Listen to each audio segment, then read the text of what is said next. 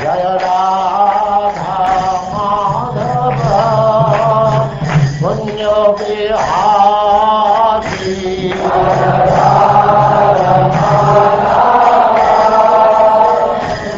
And now chapter 28, Jnana Yoga.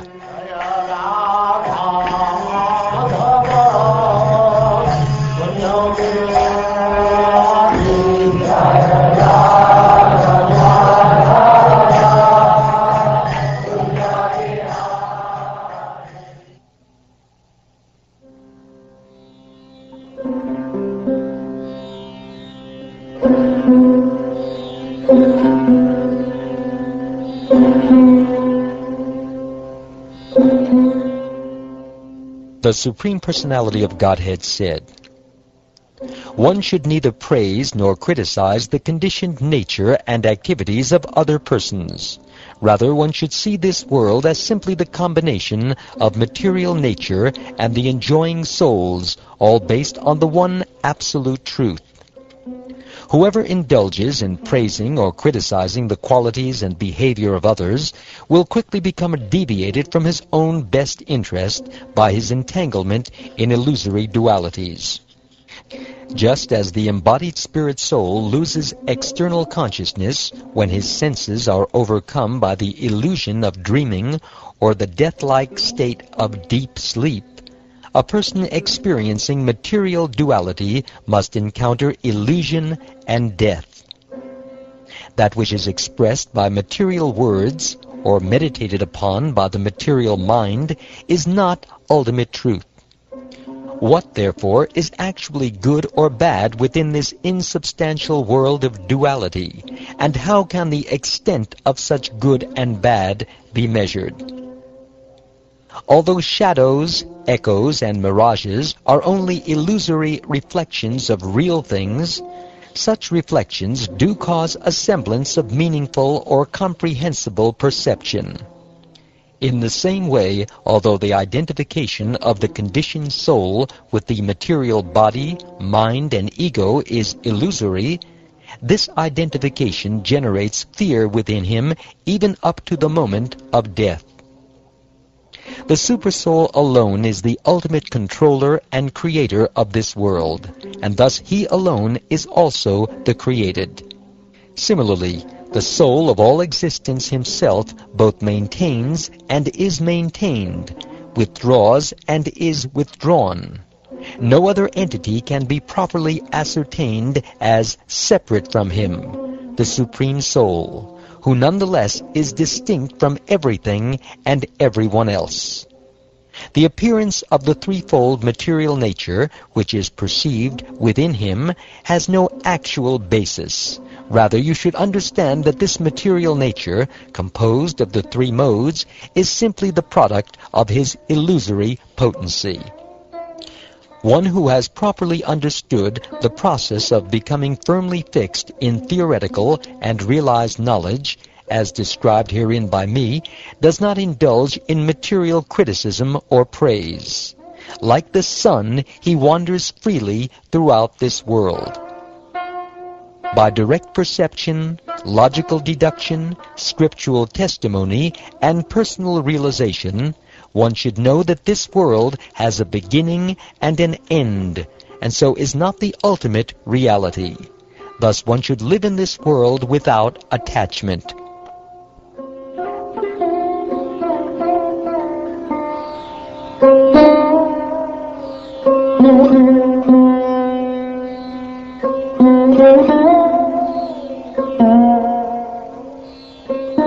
My dear Lord, it is not possible for this material existence to be the experience of either the soul, who is the seer, or of the body, which is the seen object.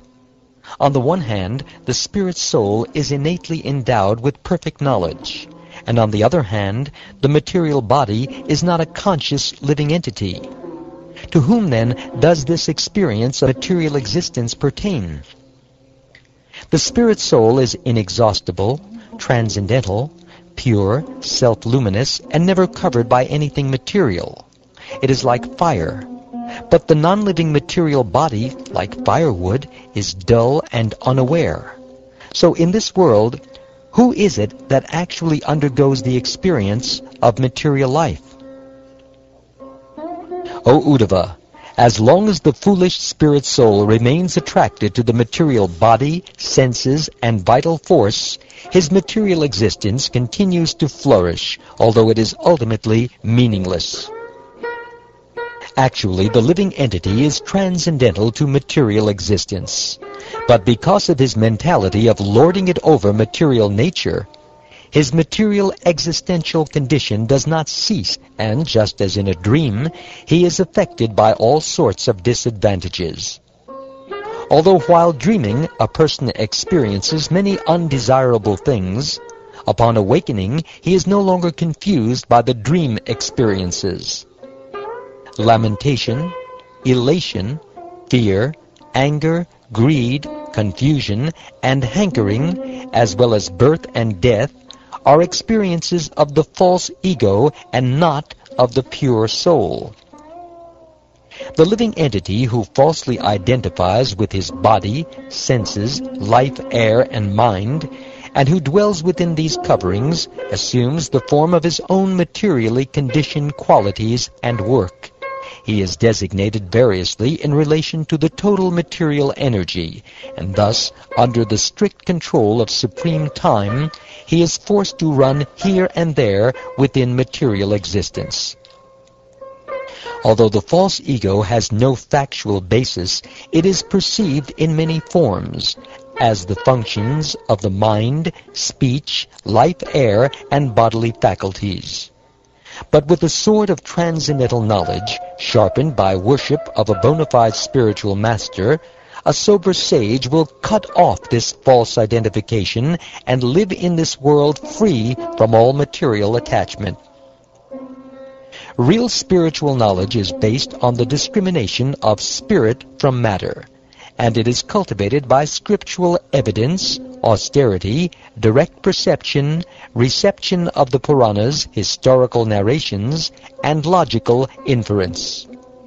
The absolute truth, which alone was present before the creation of the universe, and which alone will remain after its destruction, is also the time factor and the ultimate cause. Even in the middle stage of this creation's existence, the absolute truth alone is the actual reality. Gold alone is present before its manufacture into gold products.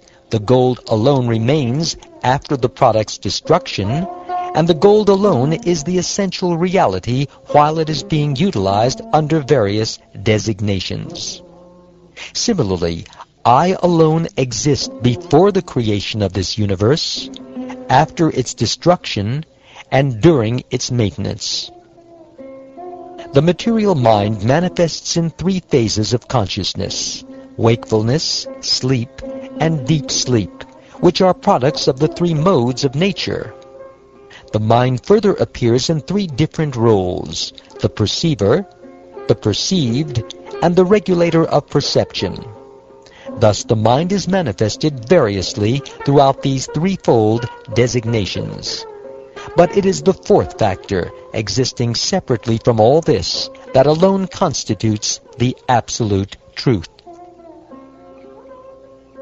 That which did not exist in the past and will not exist in the future also has no existence of its own for the period of its duration, but is only a superficial designation. In my opinion, whatever is created and revealed by something else is ultimately only that other thing. Although thus not existing in reality, this manifestation of transformations created from the mode of passion appears real because the self-manifested, self-luminous, absolute truth exhibits himself in the form of the material variety of the senses, the sense objects, the mind, and the elements of physical nature. Thus, clearly understanding by discriminating logic the unique position of the absolute truth, one should expertly refute one's misidentification with matter and cut to pieces all doubts about the identity of the self. Becoming satisfied in the soul's natural ecstasy, one should desist from all lusty engagements of the material senses.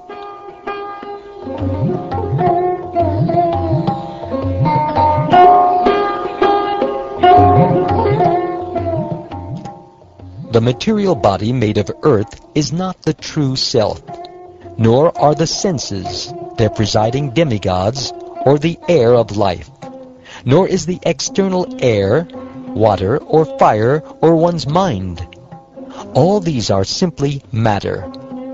Similarly, neither one's intelligence, material consciousness, nor ego, nor the elements of the ether or earth, nor the objects of sense perception, nor even the primeval state of material equilibrium can be considered the actual identity of the soul. For one who has properly realized my personal identity as the Supreme Godhead, what credit is there if his senses, mere products of the material modes, are perfectly concentrated in meditation? And on the other hand, what blame is incurred if his senses happen to become agitated? Indeed, what does it mean to the sun if the clouds come and go? The sky may display the various qualities of the air, fire, water, and earth that pass through it, as well as such qualities as heat and cold, which continually come and go with the seasons. Yet the sky is never entangled with any of these qualities. Similarly, the Supreme Absolute Truth is never entangled with the contaminations of goodness, passion, and ignorance, which cause the material transformations of the false ego. Nevertheless, until by firmly practicing devotional service to me, one has completely eliminated from his mind all contamination of material passion, one must very carefully avoid associating with the material modes which are produced by my illusory energy. Just as an improperly treated disease recurs and gives repeated distress to the patient, the mind that is not completely purified of its perverted tendencies will remain attached to material things and repeatedly torment the imperfect yogi. Sometimes the progress of imperfect transcendentalists is checked by attachment to family members, disciples, or others who are sent by envious demigods for that purpose. But on the strength of their accumulated advancement, such imperfect transcendentalists will resume their practice of yoga in the next life. They will never again be trapped in the network of fruitive work. An ordinary living entity performs material work and is transformed by the reaction to such work. Thus he is driven by various desires to continue working fruitively up to the very moment of his death. A wise person, however, having experienced his own constitutional bliss, gives up all material desires and does not engage in fruitive work. The wise man, whose consciousness is fixed in the self, does not even notice his own bodily activities. While standing, sitting, walking, lying down, urinating, eating, or performing other bodily functions, he understands that the body is acting according to its own nature. Although a self-realized soul may sometimes see an impure object or activity, he does not accept it as real. By logically understanding impure sense objects to be based on illusory material duality, the intelligent person sees them to be contrary to and distinct from reality, in the same way that a man awakening from sleep views his fading dream. Material nescience, which expands into many varieties by the activities of the modes of nature, is wrongly accepted by the conditioned soul to be identical with the self. But through the cultivation of spiritual knowledge, my dear Uddhava, this same nescience fades away at the time of liberation. The eternal self, on the other hand, is never assumed and never abandoned. When the sun rises, it destroys the darkness covering men's eyes, but it does not create the objects they then see before them, which in fact were existing all along. Similarly, potent and factual realization of me will destroy the darkness covering a person's true consciousness. The Supreme Lord is self-luminous, unborn, and immeasurable. He is pure transcendental consciousness and perceives everything. One without a second, he is realized only after ordinary words cease. By him the power of speech and the life airs are set into motion. Whatever apparent duality is perceived in the self is simply the confusion of the mind. Indeed, such supposed duality has no basis to rest upon apart from one's own soul. The duality of the 5 material elements is perceived only in terms of names and forms. Those who say this duality is real are pseudo-scholars, vainly proposing fanciful theories without in fact. The physical body of the endeavoring yogi, who is not yet mature in his practice, may sometimes be overcome by various disturbances. Therefore, the following process is recommended.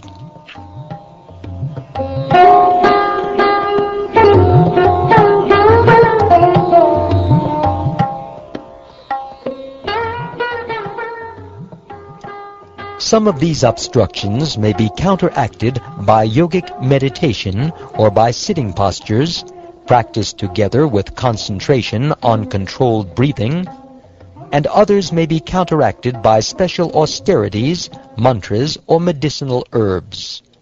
These inauspicious disturbances can be gradually removed by constant remembrance of me, by congregational hearing and chanting of my holy names, or by following in the footsteps of the great masters of yoga.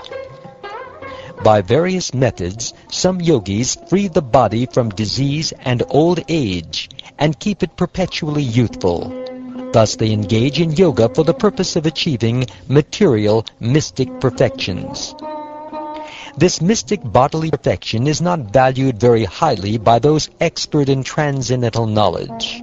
Indeed, they consider endeavor for such perfection useless, since the soul, like a tree, is permanent, but the body, like a tree's fruit, is subject to destruction.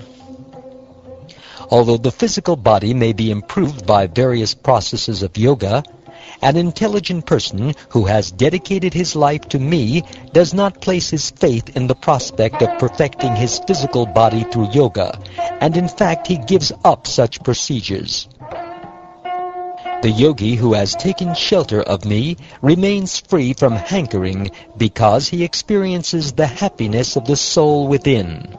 Thus, while executing this process of yoga, he is never defeated by obstacles.